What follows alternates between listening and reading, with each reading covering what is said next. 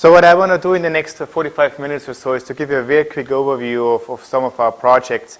And we will cover a big area. And as you've heard already, we overseeing a lot of research in our directorate, which goes all the way from energy technologies outside of nuclear to all environmental science, all biology, and all climate. And I give you a little bit of a breath what we're doing and why all this is tied together.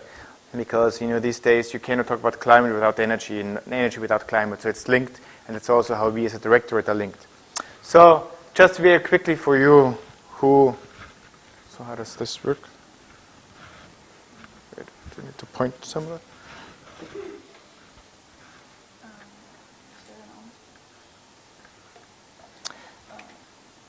So it might be frozen. So we might do it this way. So Oak Ridge National Laboratory, we are one of the largest multi-purpose laboratory, how it's called, funded by mostly by the Department of Energy. We're going all the way back to the Manhattan Project. You might still see pictures of this. You know, we were part of the 3 labs who were part of this very large project. And now, of course, Oak Ridge has changed a lot. So we now see this is one of the main campuses. So the old picture is down here. Some of the original buildings are still up there, but all this is brand new. So we have about 1.6 billion budget a year, 4,400 employees roughly, about 3,000 research guests, which are a lot of postdocs and people coming here for 6 months to a year, even longer. A lot of money was spent on modernization. And then we have a lot of very important tools. I mean, we have the world's largest high-performance computing facility. All this is high-performance computing. We're having 2 neutron sources which are up on the hill.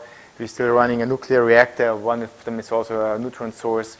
We have a very diverse energy portfolio. We'll talk about this a little bit. And we are also managing either for the Europeans and for the US here in Oak Ridge.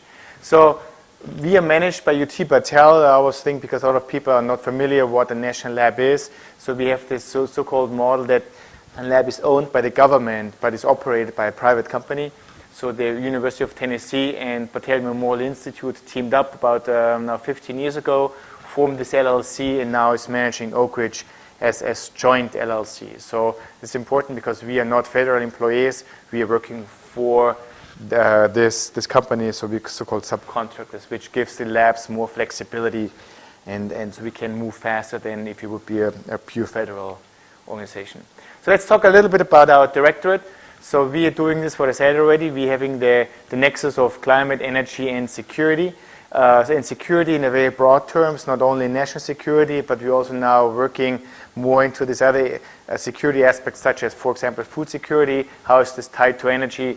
How is it tied to climate? What I said, all this is linked together, and this is how we holistically trying to approach this topic from our side in our directorate. So we have, again, 2 major areas, what I said, energy technologies on one side and the environment on the other. Of course, climate there as one of the important driver. But this all is based on our fundamental science. So most of our research at Oak Ridge is real, very hardcore fundamental science. In 3 major areas: material science, and material is very broad. I would say a piece of DNA is also a material. So material science very broad. Nutrient science, what we're using to characterization of new materials, and high-performance computing, where we use for model and simulation. So all this up here is based on the foundation of Oak Ridge National Laboratory in these fundamental science areas. So now let's talk a little bit about energy and then link this to climate. So when people would have talked to me, let's say 7-8 years ago, I felt that we are on a very good path on the towards a sustainable energy portfolio, a lot of biofuels, a lot of solar, wind, and then natural gas came along. And this came so quickly that most people were very surprised. And as you now probably seen this, we have so much gas in the US, we don't even know what to do with it. So all our reservoirs are full. A lot of people, especially when you go down towards Texas, they're drilling and capping it. They need to drill, otherwise losing the rights, but they drill it and cap it immediately. So we have so much natural gas, we don't even know what to do with this anymore. So you've probably seen in the news now that it's not only natural gas, it's now coming also back to oil. So we will be the world's largest oil and gas. We are already the world's largest gas producer. We will be the world's largest oil producer. We will start to export oil. So the whole shift suddenly occurred.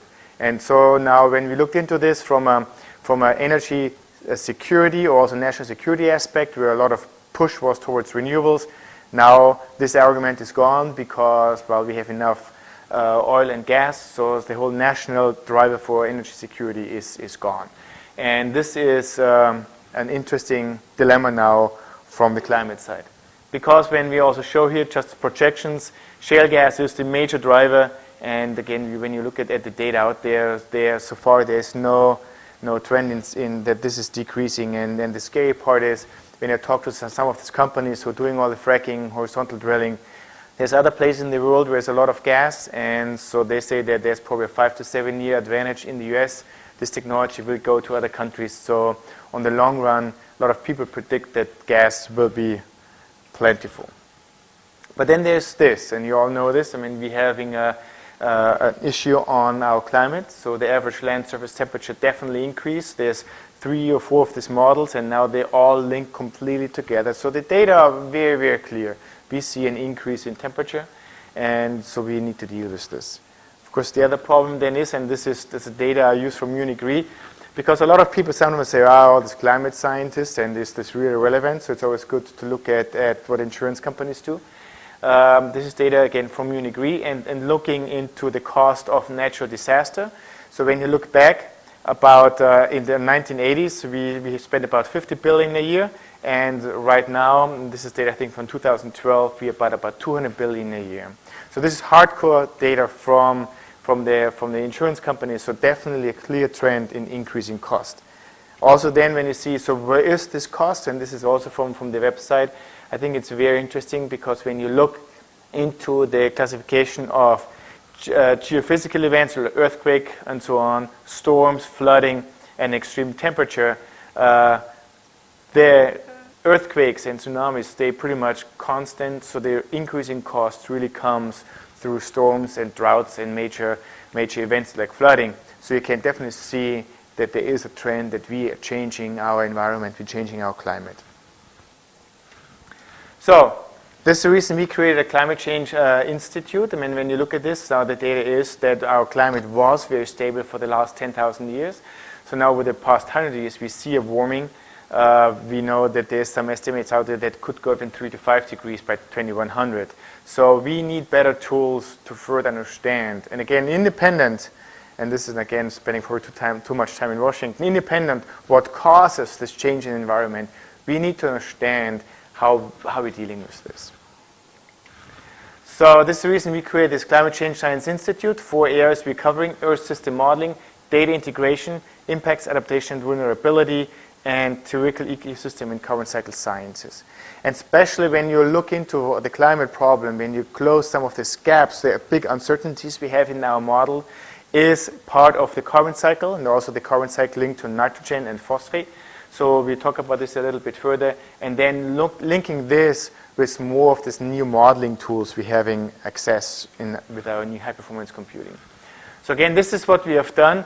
We decided that this is a problem which goes across the different traditional boundaries, and so between the tree hugger and the computer geeks, you need both of them. And that's the reason we created this new institute, which was linked between 2 different directorates, computing and computational science and our directorate, and we formed this Climate Change Science Institute.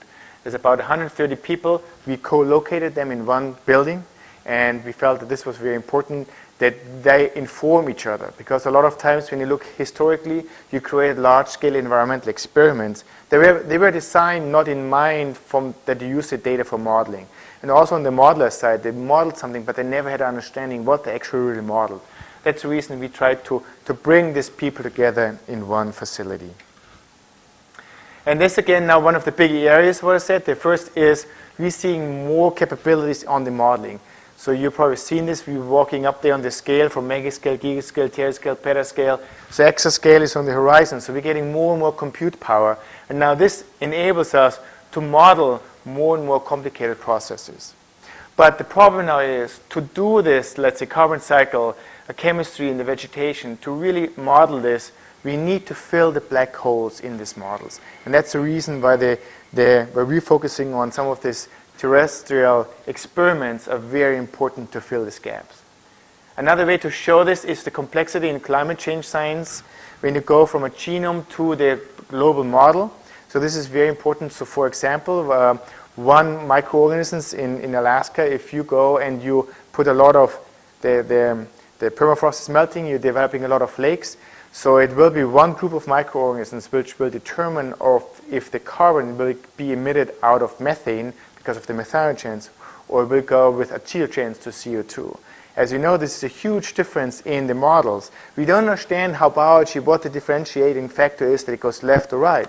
So that's the reason you need to put the small genomes, single genes, pathways into the consideration and link all this together. So you need to go through this huge complexity in this. Means a lot of times in the models you need to fill this black hole and determine what the microbial diversity is in this environment. And that's also how we linked up. So we have two very long-term terrestrial ecosystem experiments ongoing. One is in northern Minnesota, where we're building these chambers. You see one here in our complex. This is now this construction site as we speak. And these chambers will enable us to increase temperature and CO2. And then you look holistically not only how the shrubs and vegetation change, but also the impact on all cycles and all the microbes, and holistically, with this in mind, and then scale this across the whole landscape. The second experiment is in Alaska, where we have two sites, one in the northern part, which is still traditional permafrost, and one further south, where we then compare how does the environment change by the warming, what you see right now, especially in Alaska. And all this data are designed, these experiments are designed that they take that they create data which then run and getting implemented into our models. So this is the reason, or an example where environmental people work hand in hand with the computational folks. And then now the next big trend is massive kind of sensors which will be presented and distributed in a lot of these environments.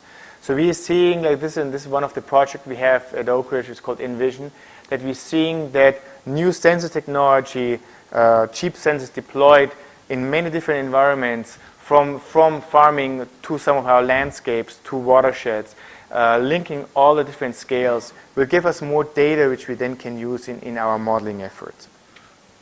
So now from there, let's talk a little bit about energy. So when you look at the very broad way how we're using energy, and this is data for the US, but I think Great Britain probably is not different. It goes into three major categories. And at a level you can say a third of the energy is used for transportation, a third is used for living, and a third is used for manufacturing of goods. And that's about, when you combine this, so it's about a third, a third, a third. So how do we now deal with this, and how do we move our energy distribution, our energy usage more towards a sustainable way of living? And the one I want to start with this slide, because this shows you a similar trend what I showed you on climate and environment, that these days science is getting so complicated that you need to link different disciplines together. And this is a slide what we're doing in sustainable transportation. If you're creating, or if your plan is to create a sustainable transportation country, for example, it's not enough just to work on biofuels, or it's not enough just to lightweight your vehicles. So you need to look at this holistically and integrate across all these different technologies. And this is a little bit what this slide should highlight here. It goes all the way from accelerating electrification to more efficient vehicles, to alternative fuels, to smart driving, to avoid traffic jams and so on. So you need to have this and integrate this together. Science did not work this in a lot of institutions. We're still working in our kind of academic areas. And so this was also very similar to the Climate Change Science Institute, their approach to link across all these different disciplines. And that's a little bit also what I'm trying to show you during this presentation, how we're trying to do this. So I don't know what this is here. So I'll give you one example now, what you see when you talk to automotive companies. In the US, there's three major areas which causes stress in the automotive industry. So the first one created by EPA is that they're trying to even have more stringent NOx criteria, which will go into phase about 2017 to 2025. So emissions have to go down. The second one is that the fuel economic standards go up with the CAFE standards to about 55 miles per gallon by 2025. And then the third one is the renewable fuel standards, which about 36 billion gallons is by 2022 is renewable fuel. So all these three together causes the car companies to see how can we do this. On the other hand, this also creates now opportunity for scientists, because suddenly, historically, you've seen this when you put new standards into place, forces also industry to innovate and go to the next level. And that's a little bit also what I'm trying to show you, what I think will happen in the US based on this pressure, while assuming that the government keeps some of this up, because I've heard already certain parties want to see if they have to kick the renewable fuel standard out. And at the moment, also some other parties go heavily against EPA because they feel that this will cause stress at the companies. But some of the stress, in my opinion, forces company towards innovation. So, now talking about cellulosic biofuels industry. Worldwide, if you look at this map, and this was 2013, it has changed a little bit, but there are a lot of this still moves forward. Some of them fall off. But there is definitely a push that cellulosic biofuel industry is ready to take off. I had this opportunity to visit the plant in northern Italy. Where is it up here? Here, yeah. So, which is very interesting. So if you have this opportunity and take it the full-scale plant, it's pretty impressive what the technology going into there to make this happening. So we feel that the technology is getting there, that we see second generation of biofuels taking off. So, but the problem is, yes?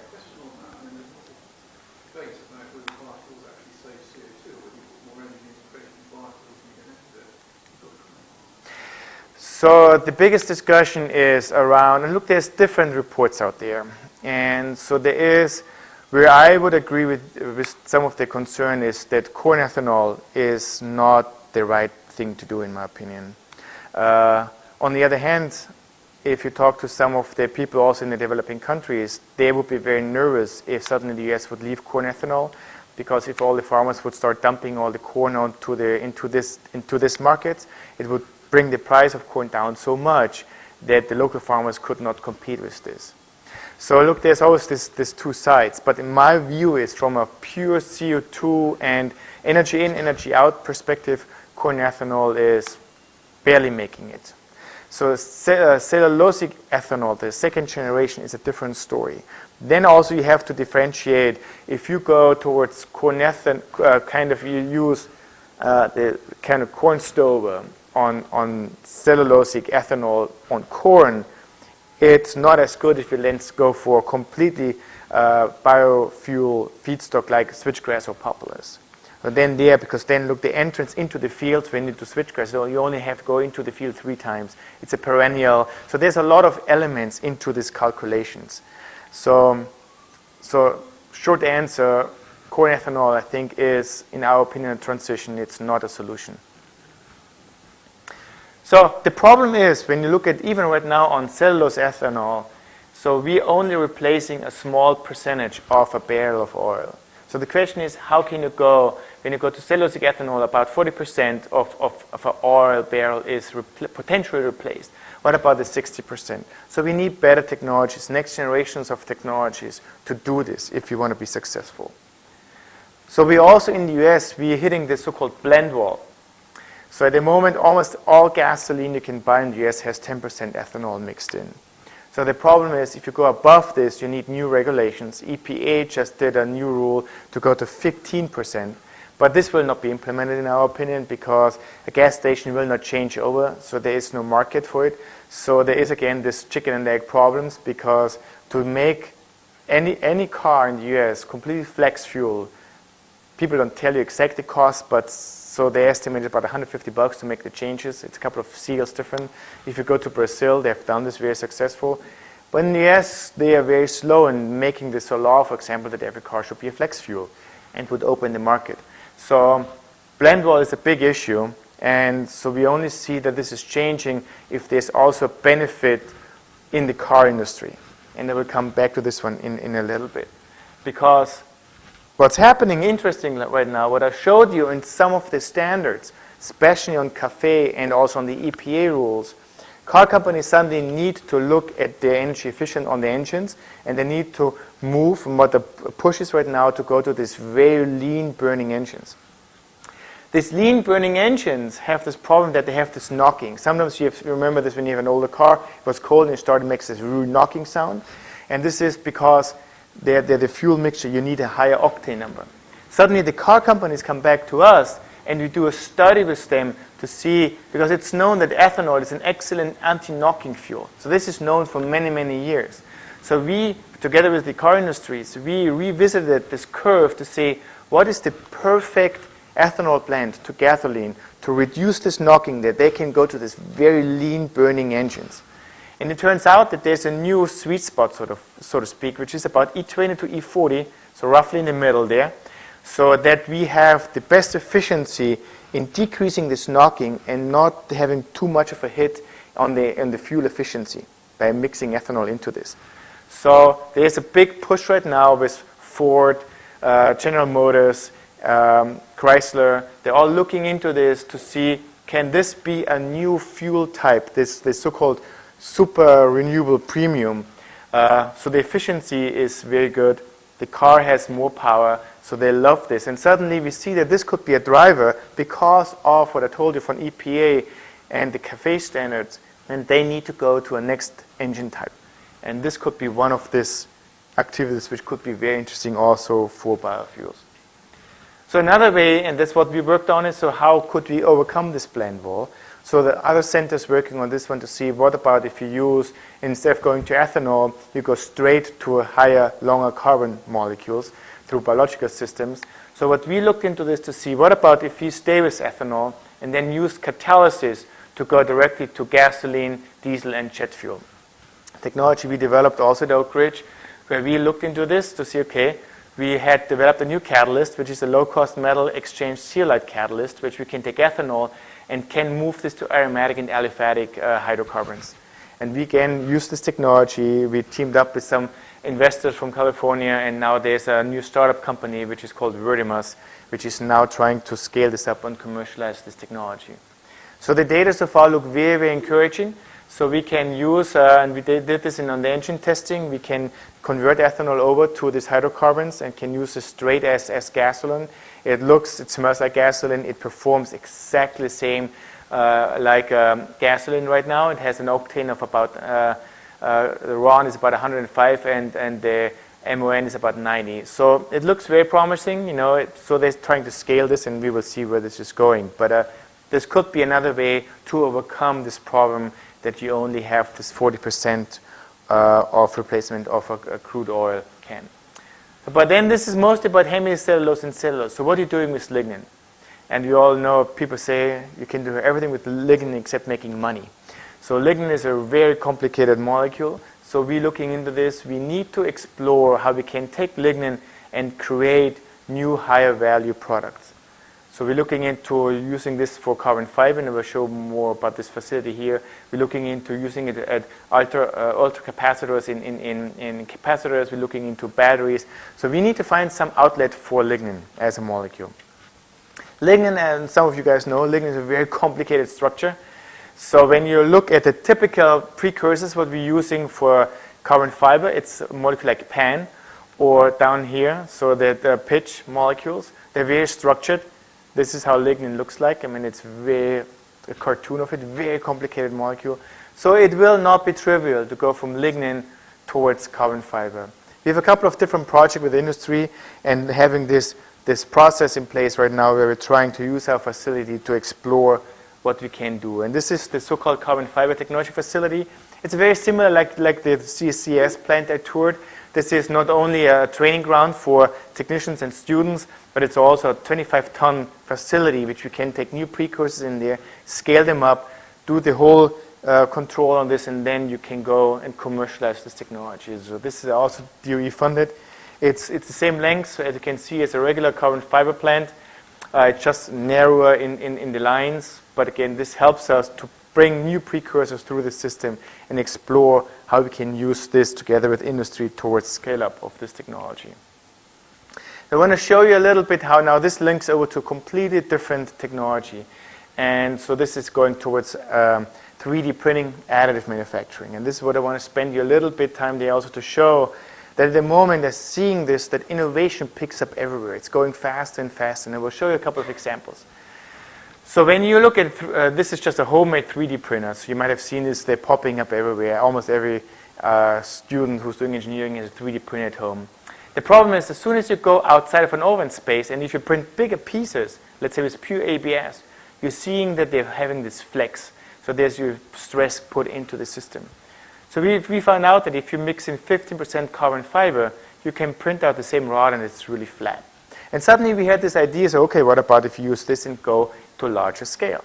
So we developed the Scanter system here and developed the first very large printer to print big pieces. So it was an 8x8x8 system, and we could then suddenly use this and go towards very big pieces.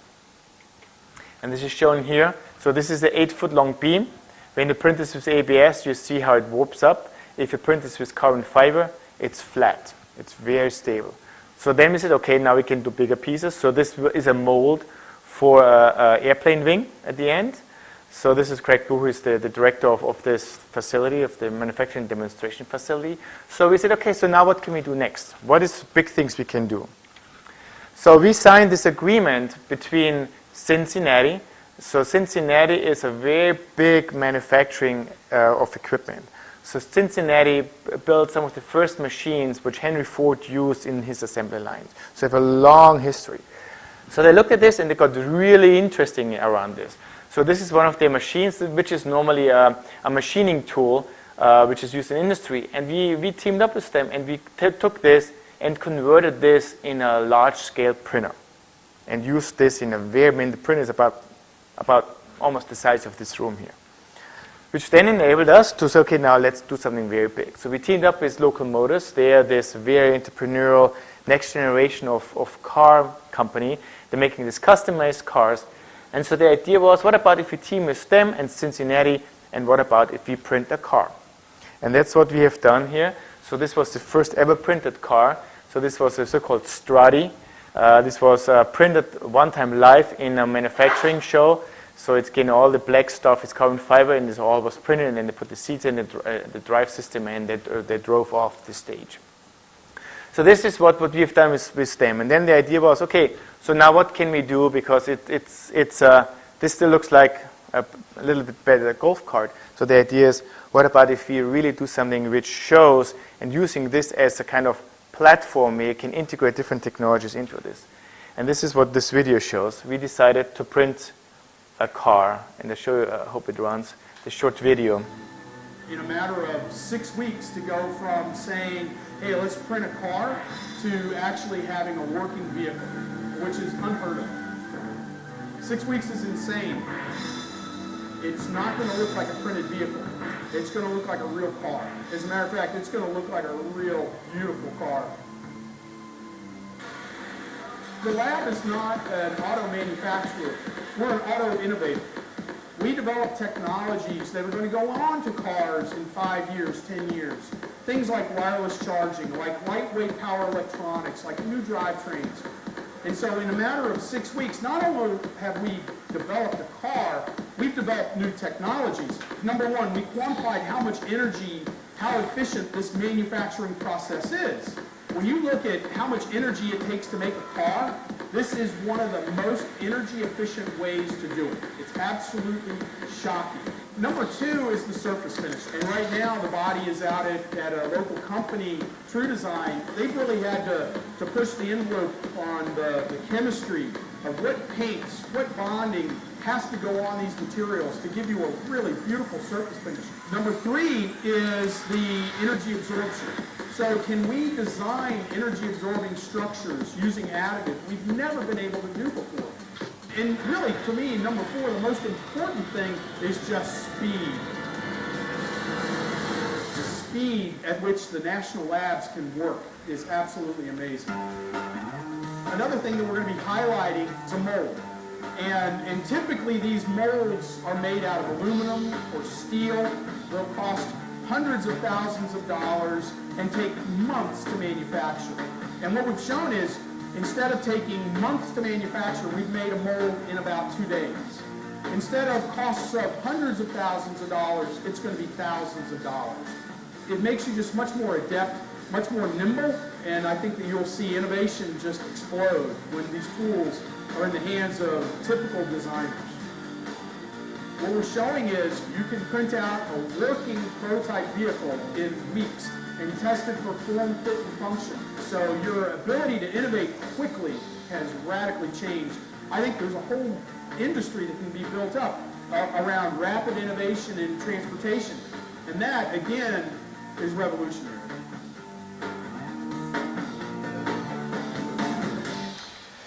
So, what is this? So, I mean, we had this, that's the Shelby Cobra, and you see all this car, everything what you see in blue is printed. It's made with the big printer I showed you, and then surface finished. And again, what the video also showed, this is not just a car, there's a lot of new tools and technologies in there. So the motor we put in there is a electric motor without the rare earth. So you see there's wireless charging on there, so you can drive over a pad, you can charge it. So this car had a lot of press. I mean, we made this. I mean, Obama and Biden both visited us, and this is where they're showing the car, but they came because we were winning this very large composites institute. So that's about, I think, $250 million new composites institute focusing around these new technologies. So you see there is, when you take a look at this, and this is what we debuted this video, and the car was also at the Detroit Auto Show, because when you look by, and as we had this car there, the first couple of hours, people just walked by, and we didn't understand that nobody was interested. And the problem was that nobody saw that it was printed. So they saw just another Shelby Cobra. So we then put some signs up there, and when you look at the detail, you see, and this is where Obama looks at it, you see the leaves, what we cut out. Between this clear coat, you can see the structure of the printed car. So it just shows you in 6 weeks where we had this idea, let's do this car, and we picked again 6 weeks as a short window, and we had from the concept to the finished car 6 weeks. And this also, we picked this to show, some people say national labs, they're so slow, you can't work with them, and we did this on purpose to say, yes, we can innovate very quickly, and we can do things which perhaps a little bit out there. So when you Google this, 3D printed Shelby Cobra, there's a lot of videos out there. There's one very funny video where our Secretary of Energy is driving this car around on a parking lot. So if you're interested in this technology, there's a lot of press out there. So where are we going from here from next? So what I told you, the interesting thing is, as we put this car together, and again 6 weeks, we never tested this full car. It was all done by modeling and simulation. And then the components were tested in our engine test cells. And then finally, the last couple of days, where all this was brought together, and we drove it out there and had it at the Detroit Auto Show. So you can see that by using a lot of these new tools like modeling, all the materials, the test cells, you can really innovate quickly and develop new technologies. So because of big area manufacturing, carbon fiber composites, we had this integrated power electronics battery system in there, the wireless power transfer, and all the simulation of the vehicles, all done parallel at the same time. So now where are we going next? And that's also a little bit what keeps me up at night. So the question is, why do we need a grid? What happens if we completely change the way we're doing electrical distribution? So when we looked into this, we created this new program around integrated energy systems. So the idea is, how can you link all this together? What about if you have a new way of energy generation, which is much more local? What about if you have energy storage in your house linked, and there's new programs, I don't have time to go into this, which is a very much cheaper way of storing energy besides using batteries. And what do you need to do to link all this together for driving or having the power for a building? So that's the idea. So let's start with solar first, because solar, of course, is a great choice. The problem is that this shows you the demand of a building during solar.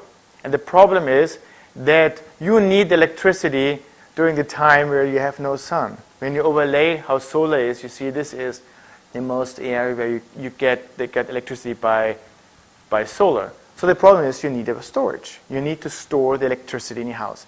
As soon as you do this, it's getting expensive. I can take my house off grid in the US. It would cost me about 64 cents per kilowatt hour to do this, because beside the solar panels, the biggest component is storage. So when do you need your electricity? Electricity is when you're home. So when is your car in the garage, or when you're home? So the idea was, what about if we link the two together? Remember what I showed you at the beginning, that 30% of electricity or energy is used in living and 30% transportation, but they're completely uncoupled. So let's look a little bit in more detail into this. So assuming, so that's the assumption where we started. Does a car produce enough electricity to power a house? Well, let me go into this. So can the car be used for something else besides driving? Can you design a car which would be run 24/7 for 10 years? You never turn it off. Can you do this? And can you create electricity at the current cost? What would be the right fuel to do this? So this was the assumption we started. And I just want to show you a couple of, and again, you're the first people I want to show this. All this will be hopefully debuted in September for our big industry days. So let's do the average car use in the UK. I used this for the UK because I thought, oh, I'm here in the UK. So there's an article out there for the REC Foundation. So short story, the car is parked 96.5%. So your car is sitting in a parking lot 96.5%, average across the UK. So again, when you look at this, so it's about 20 minutes for a typical car ride. So this is how they calculated this again. So 96.5%. So can we use the car for something else? So that's the question. So now let's go to the other point. How much electricity would a car generate? So this is the first calculation. 1 horsepower is roughly transforming into about 756 watts.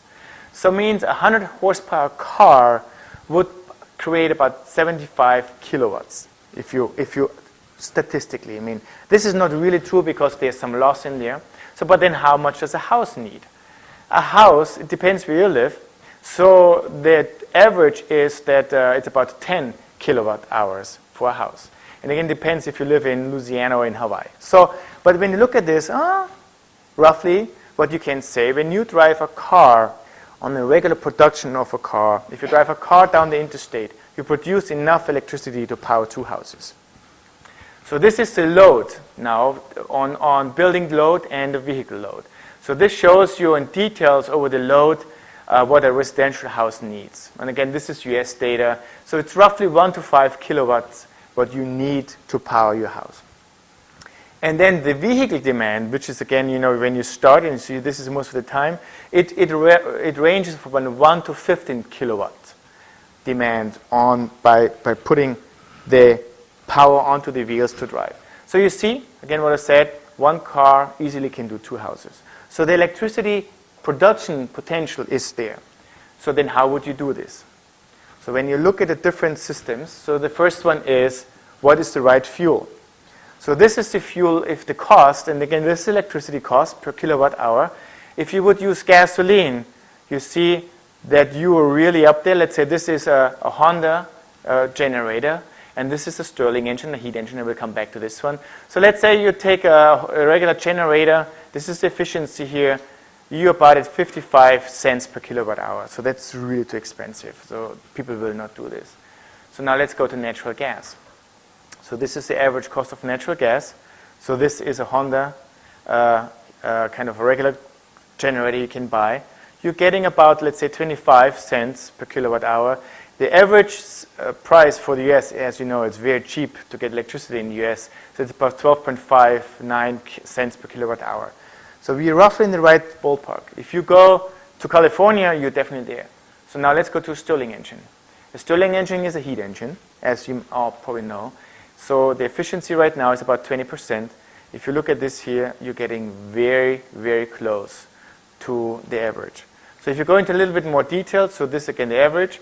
So this is now the US average, winter-summer US mix. You see, if you can increase the efficiency of a Stirling engine from about right now 20%, some of them say you can have even 25%.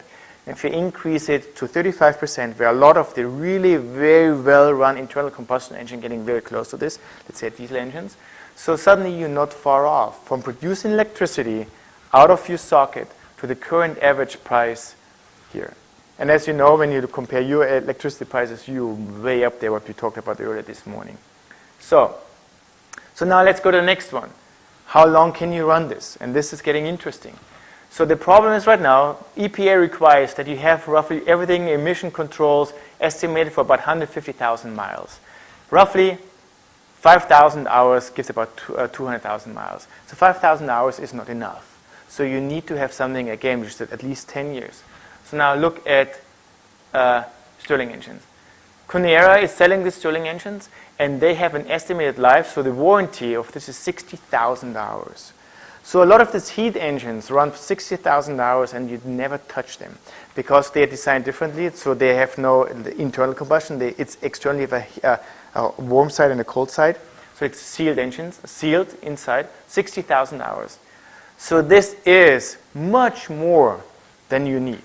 So longevity is not a problem. You can have this car, heat engine, you never have to turn it off. 60,000 hours is a lot of time. So we said, okay, heat engines is the way to go. So that's the concept, what we're trying to do. So the question is for the industry day is, so what we're trying to establish is, so let's print a house. So we go to the next level. So this will be a house, will be a structure. And we print a car. We just drop a cheap here. So it will be a cheap type of vehicle. So can you do this, that you design with this new technologies, a new facility, a new building, you link this to a new car, and then you're taking this as a real flexible platform to understand the systems integration of these two things. And then we brought in a lot of companies because we feel this has to be industry driven. So that's where we are right now. Clayton Homes is the US largest kind of mobile home developer, and so they will assemble the house. UT is part University of Tennessee. Alcoa, they, of course, you might know the names. They are the world's largest aluminum manufacturer. They produce all the windows. Nanopore is developing the outside. Johnson Controls puts the battery in there. True Design is making the design. Techmere is developing the materials. And the most important thing is we teamed up with a big architectural firm which is called SOM. They designed the building. So what and Fiat also works with us, and they're looking into different engines for this as well. So a couple of things we need to work out. So the first thing is the Stirling engine is still a challenge. They're very expensive. So right now when you buy the one, we're looking into this, is about $22,000 for the engine. It's so expensive because it's custom made. It's very small amount people buying, not like you buy a little generator from a local Home Depot, for example, which is a couple of $100. So how can you bring the cost down on the heat engines? And again, this is where additive manufacturing comes in. The biggest issue on the heat engine is how do you make the heat transfer between the whole hot side and the cold side? So a lot of mesh structures are very hard to machine and to engineer. But with additive, it completely changes. So we're having now this agreement with this company, and we take this whole engine to get apart and see how can we fundamentally, with new additive, redesign the heat engines. We feel that there is a lot of upside to what we can do. So then suddenly, if you have a lifetime of 60,000 hours, so suddenly the limiting step in your house is not the engine anymore, it's the energy storage. You still need some batteries. So it means we have much more lifetime in the heat engine than we have in the energy storage. So how do you link and collect all this together? But the idea is the following. You see, this is how this building will look like. It's all designed, it has solar panels on the top. You see, this is the windows. It will be assembled again by Clayton Homes. It will be a brand new way how you manufacture this home. So this will be a small home, just to show it. So suddenly it's also not only that you have this new home, but you also have the car. The car will be designed that it will run on natural gas, has a big battery, but also has compressed natural gas storage tanks. So we estimate that this car will probably have a range of about 150 to 200 miles. And you will have, when you drive to the house, you will park the house and you have to plug in your natural gas line and you plug in your cord to the house. We're working also on this way right now that you drive over a mat and it will directly charge your house and bring the electricity without plugging it in. And while you park there at night, the heat engine runs on your natural gas and it fills your tanks overnight with a little compressor. And in the morning you have full tanks on natural gas, you have a full battery, and you can drive off while you power your house. So that's what we're trying to do. And again, it's another of this challenge project, because now let's play this forward. So when you suddenly have a car sitting in your garage, so this is where you need electricity. Remember, when you go home, first your thing is, at least in the US, you put your TV on, you put your air conditioning up, you put your laundry in, and you run the dishwasher. So you need all the electricity when you're home. So while you're gone, you just need a small solar panel, a small battery to have a base load on your house, and then you need electricity when you're home. So we feel that this could be a completely new way how you distribute electricity. So instead of using the electricity from the grid, you could provide your own electricity. So then what this means is, I'm not saying that you take all the houses off the grid, but this gives you another way to have more flexibility. You can distribute your own electricity. It's suddenly very local. You can sell the electricity to your neighbor. What this does is suddenly you would have a microgrid, and then suddenly the whole structure would change. Instead of having this very sophisticated energy distribution system, you have this local communities, which is a local energy distribution. Where this, in my opinion, is very interesting is in developing countries, because suddenly, instead of building a grid system around these rural communities, you can have this very centralized, with centralized distribution systems, and then you just connect the little villages together. You can not only run this on natural gas we're getting outside of our pipeline system, you immediately also can do it with biogas. So suddenly you're having a lot of flexibilities in how you're linking all this together. And for me, in my opinion, the most convincing point is, if you want to do this, to produce your car or your scooter, whatever you need, you can fly this factory into sea-land containers wherever you need to bring it. So suddenly you would not only create this infrastructure, and you also would create jobs in this area where people can create their own little vehicles, whatever they need to do, and how they link it together. So we know that this is really out there, but we feel at the national labs we sometimes have to push the boundaries. And I think the major questions what we have is, what is the smallest unit? The smallest unit is a single car, a single house, because I will predict in 100 years we still live in a house and we still somehow travel around. And this will not disappear. But how can you link the two together? And if you understand how we're integrating this at the smallest level, then we can start to integrate this from 2 houses to 10 houses to a small city to a city like London. And at this point, I want to bring and finish with this. So what will the future look like in a sustainable community? So where do we go with this? So again, we have green intelligent buildings. They will talk to each other. Smart grid, where we have much more centralized distribution system. Little communities talk to each other. Renewables will play a major role, in my opinion. Climate and sustainability, big issue. Everything from the farming to the way we're using our land and how we plan our landscape. Industry, well, we all need to work somehow. So we will have much more innovation. We will still have new next generation of manufacturing methods. And we will have somehow a way of transportation. I think, especially in the US, I cannot see that people will give up their freedom and have individual cars. You might tie them together, you might be autonomous, but I think transportation as a country in the US definitely will not change significantly, unfortunately. I think we will never develop this like you have here in London with this wonderful public transportation system. The US is too distributed for doing this, in my opinion. So this means we need to be smart about how we linking this together. And at the end, I wanna thank you for your attention. And a lot of people spend money there. I mean, the U.S. Department of Energy, Office of Science, BESC, and of course Oak Ridge National Laboratory. And I want to thank you for your attention.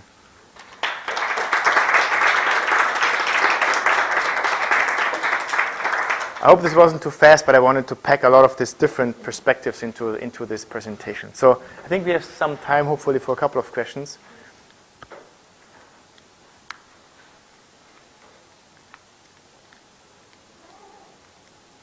Yeah.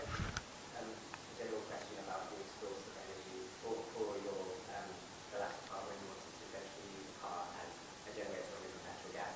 What's the benefit of doing that if you can just provide energy anyway with integrated housing? Because there's no real problem with sustainability there. You have choice of the energy you want, and you can dependent on your solar panels at the end of the day, you're still using the same system. So if you do this, the biggest challenge for the cost right now is your energy storage. Because again, what I showed you, when you produce solar electricity is not overlapping where you need your electricity. Because most of your electricity is spent when you're home in the evening or in the morning when you get up. So, and then again, this is where you don't have the sun. So if you do this, then you need to create the energy storage unit, and this is at the moment the cost driver.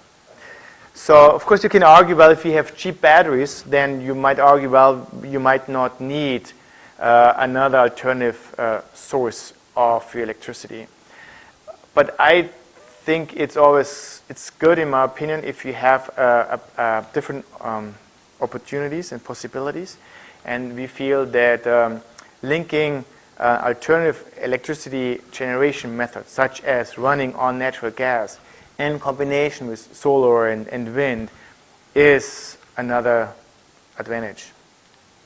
As long as, look, all this might change if we come up with a 500-mile battery, and which is a fraction of the cost, then you might not need this in 100 years. But at the moment, I see that there is still this angst that if you have a battery and you run out, and how do you charge this? And if you have something on natural gas, and of course in the US we have so much natural gas, we don't know what to do with it.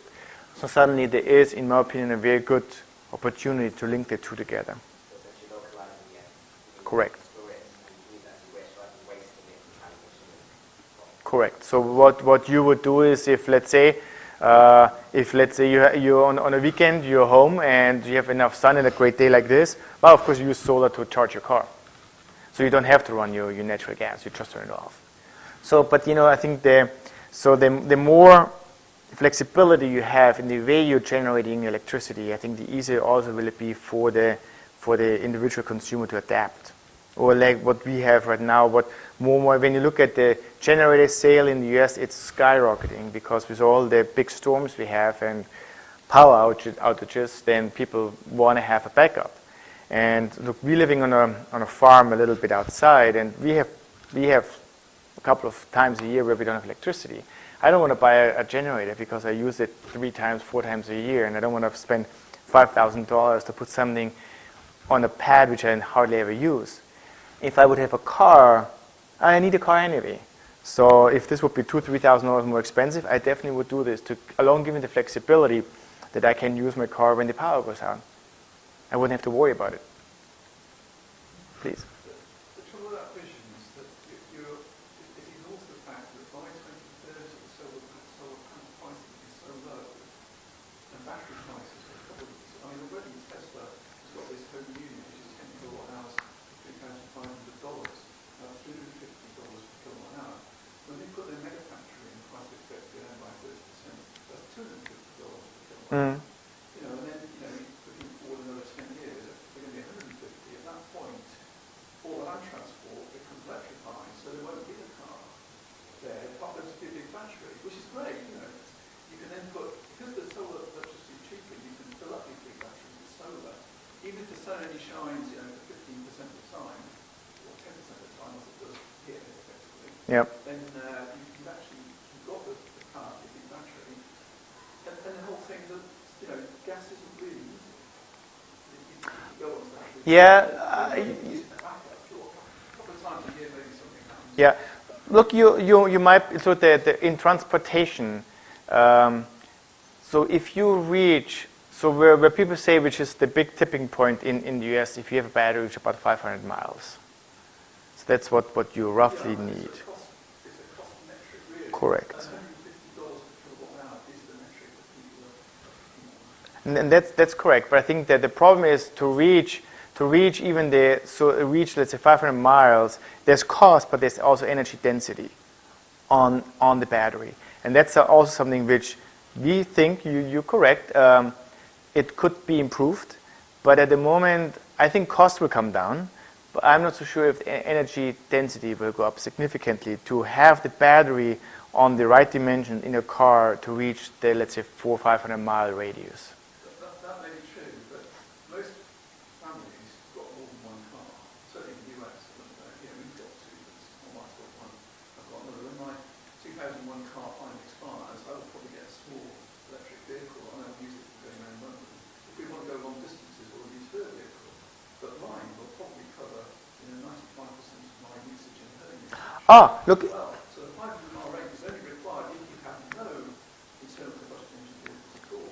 If you're going to have a use category and maybe some sort of share type arrangement, you can get by with battery power. Yeah. But the 90-95%. And look, I mean, I think you're absolutely correct, because London is a different beast than if you, for example, live in Knoxville, Tennessee. Because when I look, for example, we wanted to buy an electric car for my wife. She regularly, almost every day, drives more than 100, 120 miles. No, no, About 40 miles a day. no, you have to see where you live. Yeah, but most people live in cities. Yeah, look, I mean, the US is a little bit different structured. It's not that different. Yeah. Average commute in the US isn't, I mean, in the UK it is lower, but it's not that much higher in the US. Yeah, I don't know about this, because if you look at the mileage driven per car per time, is higher in the US than it is in Europe. So, but look, I mean, let's assume you're correct, and I hope you're correct. It doesn't matter, because the key is, so the big question is, where are we going in the future with electricity distribution? Are we putting this in a more regional way, or are we going still in a centralized way? And I think there's a lot of advantage, in my opinion, to go more to microgrid structures. And if you go to microgrid structures, then the question is, how do you produce the electricity within your microgrid? And look, you're completely correct. If we find a way to create cheap storage in the form of a grid type of storage. I mean, when you look at what they're doing with their new home battery pack, I think it's a great move. So, but then look, well, you don't have this concept. You might just ditch the heat engines. You might have, again, when you look in our house, we have 4 cars around. Only one might do this, and the rest are just all pure electric. But look, I mean, that's not what you're correct, but this is not necessarily the driver. I think what we're trying to show is this very different concept of integrating transportation and building from energy distribution on the smallest unit, which is one house and one car. And from there, then you have all these different models, how you integrate all this together. And look, this is at the moment the models we are running. So if you have, look, I mean, other people, Ford, for example. What sort of time frame are you talking about? 2025 or 2030? The time frame is we have this ready in September. No, but I mean, in terms of people. Look, this is a very different question, because what we want to show right now is that you suddenly can drive innovation at a very different speed by using some of this next generation of material and manufacturing technologies. So I'll give you this example on the Shale beam. So when we first talked to some of the big automotive companies, they all said, yeah, sure, what are you guys doing? After the Detroit Auto Show, I think we had every major car company visiting us, and we're now partnering with them. Because suddenly they see that with this, and yeah, I don't know if you're familiar with this, if you develop a new prototype of a car, all the models are still made out of clay, and then they're doing this process. And you know what, the biggest problem is tooling. Because if you look, so we have, Chattanooga has this big VW plant there where they're making, I think, the Passat.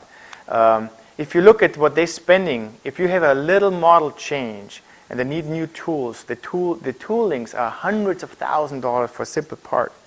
So we had this case now where we make with additive these new tools for industry, which is a fraction of the cost, and you get it the next day. I think that's extremely valuable, but I think it should be applied to electric cars as applied to. I mean, the Shelby is a pure electric car. But look, I think, I don't want to criticize you, but I think you're thinking much too narrow. Because the point is, look at this. Look, it might be that we are completely wrong, that we did something which is a joke. This is true. But what about if you look at this and approach it from a very different angle? And that's what we're trying to do. Look at this, how you integrate the systems together. And then we see where it goes. And look, it might be that you're completely correct, and in 5 years we solve the energy storage problem, and we're moving on, and solar panels are even cheaper, and we go much below $1 kilowatt hour. I mean, you might be all correct. But at the... We had solar panels and wind in the US interior comes in at less than 5 cents per kilowatt hour, unsubsidized now. So, it's a combination of solar and wind, and you're probably throwing 60% of the time anyway. So the 10 to 15% is the solar sort of capacity factor. By the time you put the wind as well, it's a lot higher. And that could be microgeneration. Could be, yeah. Look at the moment when you look at Germany, when they're cheating a little bit because they could not do their current system if they wouldn't have. If you would look at Germany as an isolated grid, it would not work. Because when you look at their loads and the distribution, and a lot of times they have produced more electricity than they can use in certain times. So of course it works out because they are networked with everybody else. So, but then look in the US, it's a very different system, because of course we have this major grid areas and they're hardly even connected. So I mean there's 3 areas.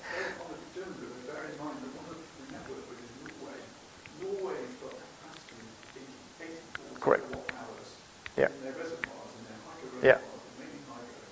So, when Germany's got excess wind power, Yeah. it shows it's Norway shut down. Correct. And then, Look, they have a great energy storage system there. it's hard to beat. I agree. But Norway is exception. So, look, I mean, I think we're talking about the same thing. Look, I think that just why I showed you this is, so I think to drive innovation forward, you sometimes need to think in a different way. That's all what I wanted to say. Okay, so maybe we can continue Sure. discussions over a glass of wine. Always. Okay. Okay. Thank you.